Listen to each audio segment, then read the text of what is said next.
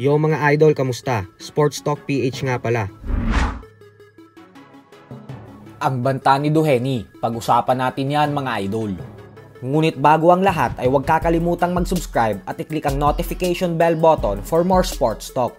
So ilang oras na nga lamang po ang inaantay natin at muli na nating makikitang sumampa sa ibabaw ng lona ang current undisputed super bantamweight world champion Japanese monster na Naoya Inoue, kung saan nakatakda itong depensahan ang kanyang mga titulo kontra sa former world champion TJ Duheny sa bansang Japan mamaya. At talaga naman nga pong madami ang napapailing sa napakataas na kumpiyansang ipinapakita ni Duheny sa kabila ng halos walang naniniwala na may pag-asa siyang manalo kontra sa binansagang halimaw ng Japan. Nag-iwan po kasi ito ng huling pambabanta kay Inoue kanina lamang, kung saan sinabi nitong hindi daw siya pwedeng ikumpara ni Inoue sa mga nakalipas nitong kalaban dahil di hamak naman umanong mas malakas at mas malaki siyang boksingero kaysa sa mga huling tinalo nito na sila Marlon Tapales at Luis Nery.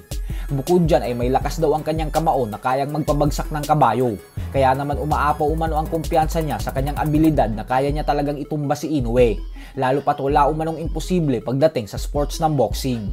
Dagdag pa ni Duheny na dahil umano sa pagbagsak ni Inoue sa first round sa huli nitong laban kontra kay Luis Nery, ay pinatunayan lang daw ni Inoue na tao lang din talaga siya. Pero ganun pa man ay nakita din daw natin kung gaano kagaling mag-adjust si Inoue matapos nitong bumagsak, kasi nakapag-recover daw talaga agad ito.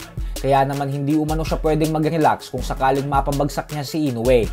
Sinabi din ni Duheny na naiinsulto siya sa mga fans na nagsasabi na wala siyang pag-asang manalo sa halimaw ng Japan. Kaya naman mas lalo daw talaga siyang ginaganahan na patunayan ang kanyang sarili. So dahil po sa mga pahayag na ito ni Duheny, kaya naman maliwanag na talaga na hindi siya nasisindak o natatakot kay Inoue. Kaya makikita po natin mamaya kung mapapatunayan at mapapanindigan ba ni Duheny ang mga binitawan nitong salita sa oras na magtagpo na sila ni Inoue sa ibabaw ng lona.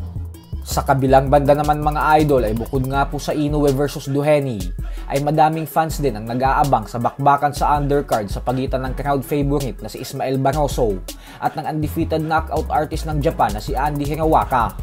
Napakabigat po ng hamon na ito para kay Barroso, gawa ng may napakalinis na record ang Hapon na 23 wins with 80 knockouts at walang talo. Bukod dyan ay may edad pa lamang itong 28 anyos, habang si Barroso naman na may record na 25 wins with 23 knockouts at 4 na talo ay may edad ng 41 years old. Kaya naman nasa Hapon talaga ang advantage ngayon. Pero ganun pa man nga po ay nanggagaling sa isang napakatinding panalo si Lolo Barroso, kung saan tinalo nito via first round knockout ang matibay na si Ohara Davies nitong buwan ng Enero lamang. Pareho namang tumimbang ang dalawa kahapon ng 139.8 pounds. Pasok na pasok sa 140 pound limit ng junior welterweight division. Isang world title eliminator fight sa WBA ang kanilang bakbakan mamaya. So hanggang dito na lang po muna tayo mga idol.